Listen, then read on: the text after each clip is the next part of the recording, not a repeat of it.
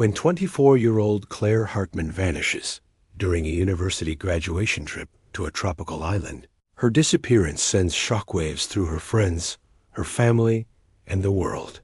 With only grainy footage and a mysterious local man as a lead, the case spirals into silence until a shocking confession years later rips the truth wide open. The Last Sunset is a haunting emotional thriller about a mother's relentless search for answers, the cost of justice without a body, and the voice of a daughter the ocean couldn't keep. Some disappearances fade. Claire's became a storm the world couldn't ignore. Claire Hartman stood on the steps of the university auditorium, golden confetti still tangled in her hair, her face glowing with the kind of light only dreams and pride could ignite. The roar of her classmates echoing behind her, champagne corks popping in the distance. It all felt surreal. She had made it. At 24, after 6 long, hard-fought years of study, juggling waitressing jobs, late-night library marathons, and the brutal quiet of self-doubt, Claire was finally free. Her parents hugged her fiercely outside.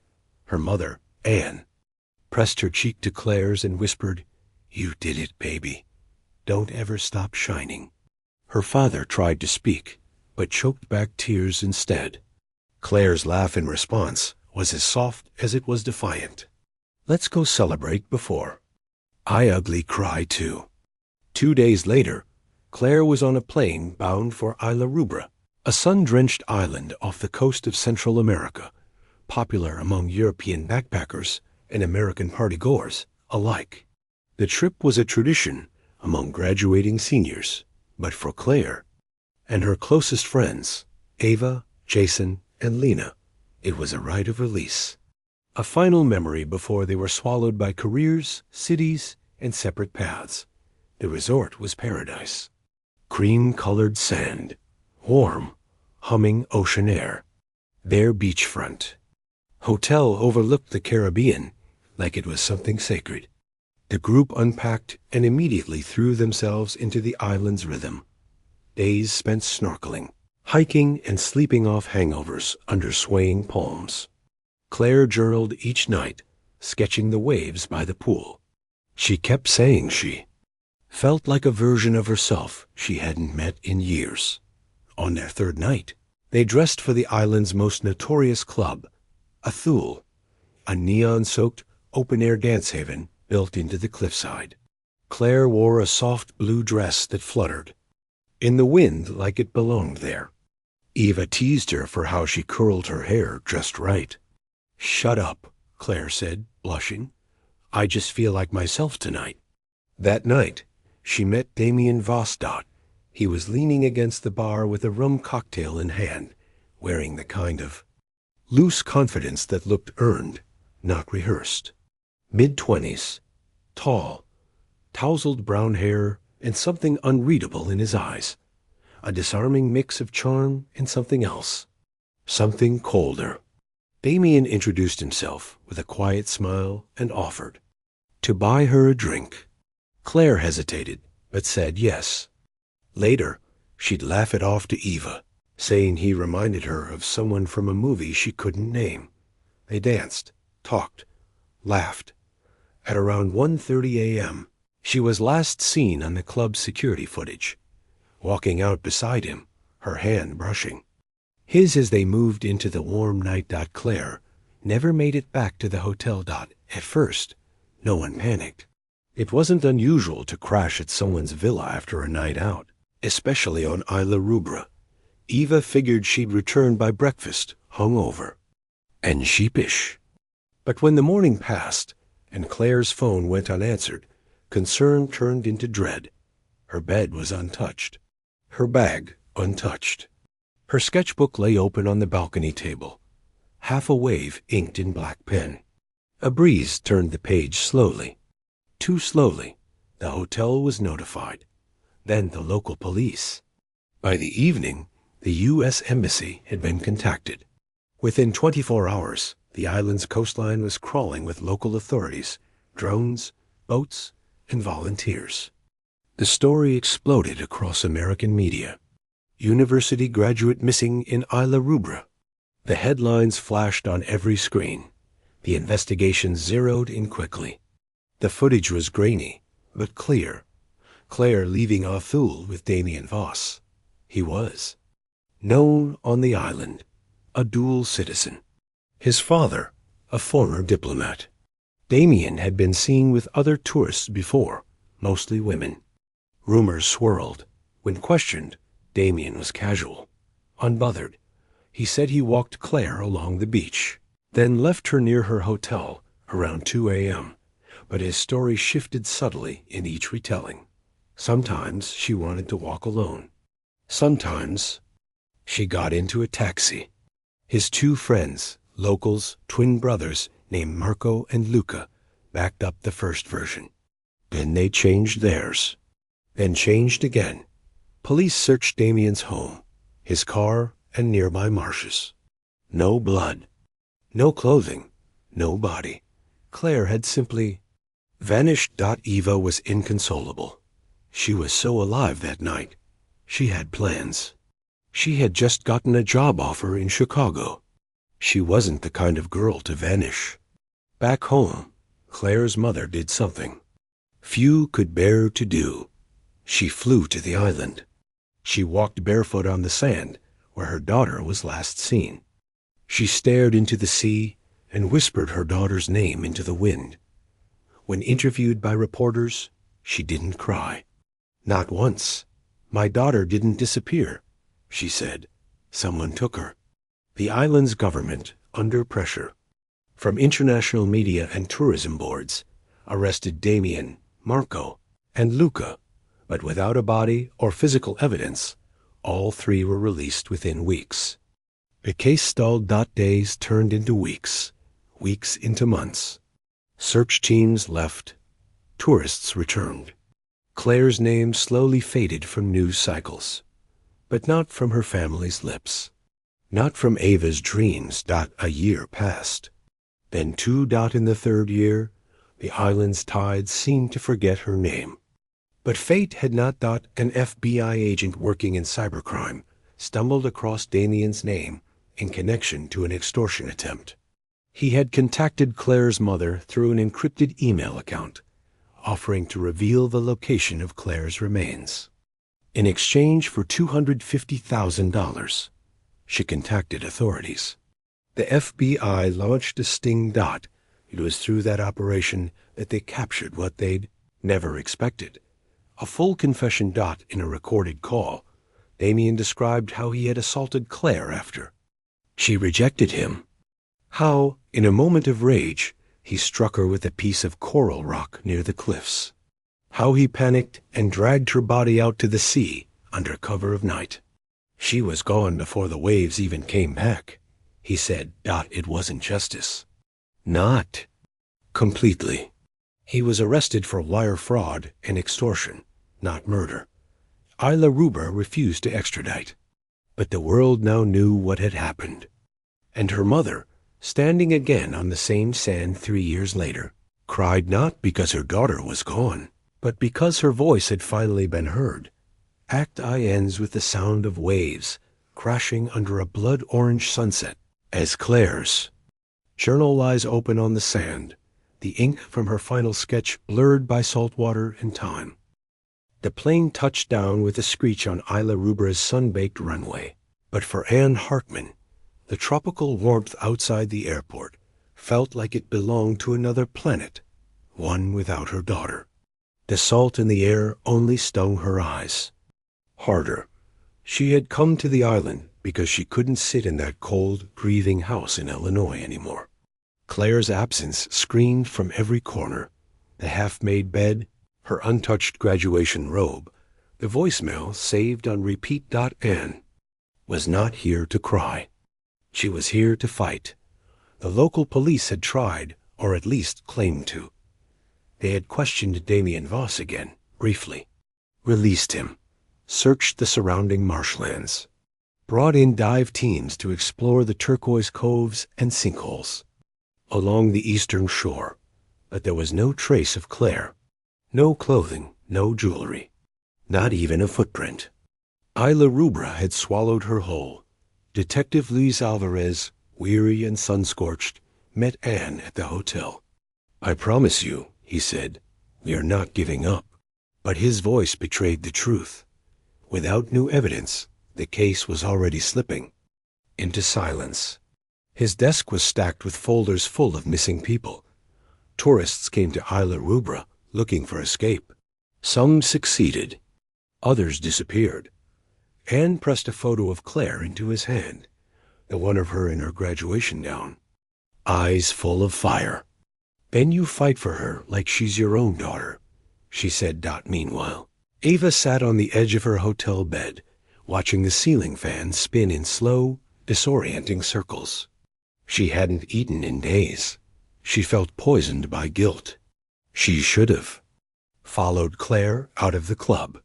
She should have stopped her from talking to Damien. She should have done something. Her chest felt like it was caving in under the weight of what-ifs. Outside, reporters were swarming the resort gates. CNN, BBC, even tabloids. American graduate missing on island getaway. Microphones hunted for heartbreak.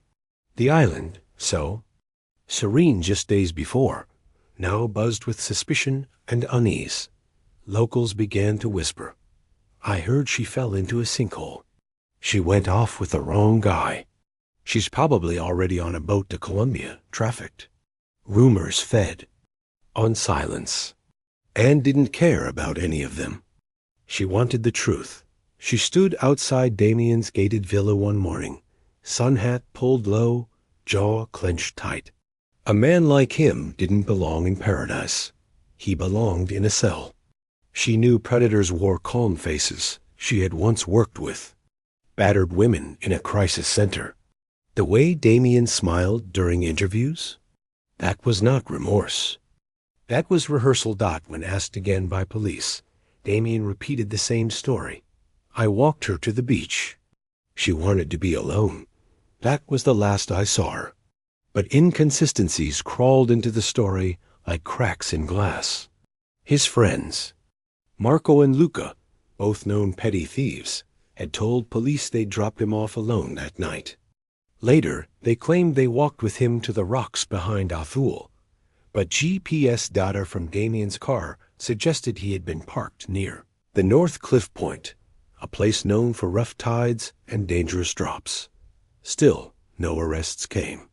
No charges.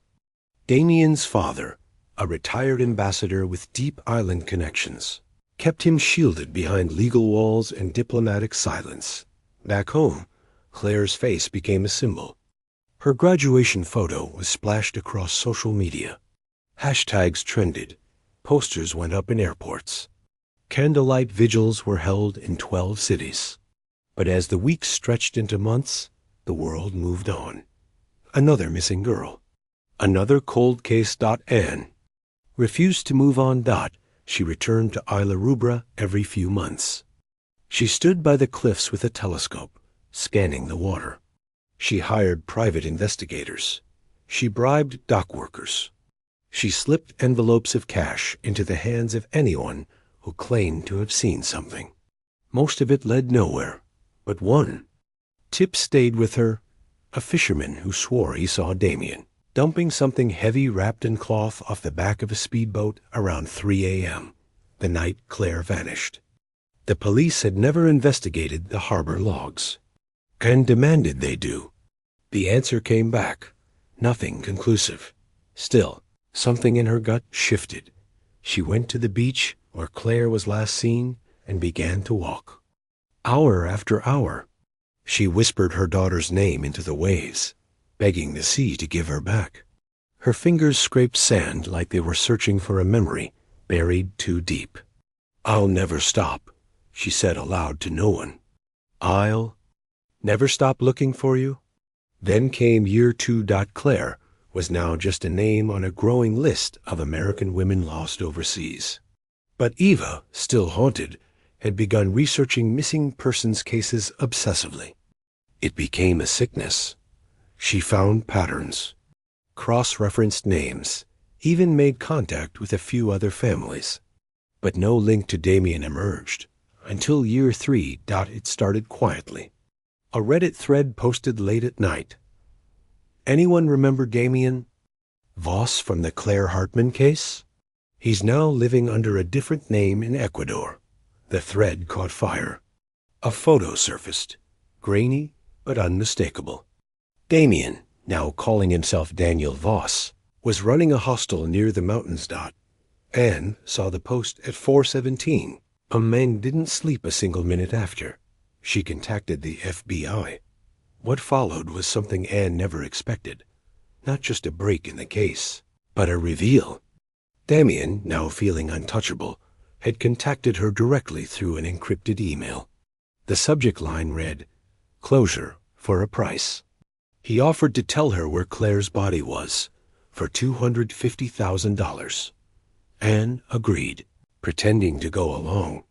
But looped in the FBI, they arranged a sting operation. An undercover agent posed as a representative of the Hartman family. The emails were traced. The audio was recorded. Damien boasted over the phone. Smug, calm, chilling, and then came the words that shattered Anne's breath. She told me no. So I made her silent. I didn't plan to kill her. But it's amazing what you can do with enough rock and enough water. The confession was clear. It was cruel. It was real. FBI agents stormed his hostel in Ecuador 2 days later. But what followed was a legal nightmare. Damien wasn't arrested for murder. Ecuador didn't honor the island's charges. Instead, he was extradited to the U.S. and charged with wire fraud and extortion. Murder? Still untried. Claire's body had never been found. In court. Damien looked smug. The kind of man who believed he'd beaten the system. But Anne stared straight into his eyes and said one sentence that turned the room to stone. "You didn't take my daughter's life. You took your own." Back on Isla Rubra, a memorial stone was placed near the cliffs where Claire was last seen. Tourists passed it every day, some pausing, some unaware. But the inscription whispered louder than the waves. Claire Hartman, beloved daughter, fierce soul. The ocean may have hidden her, but time could never erase her.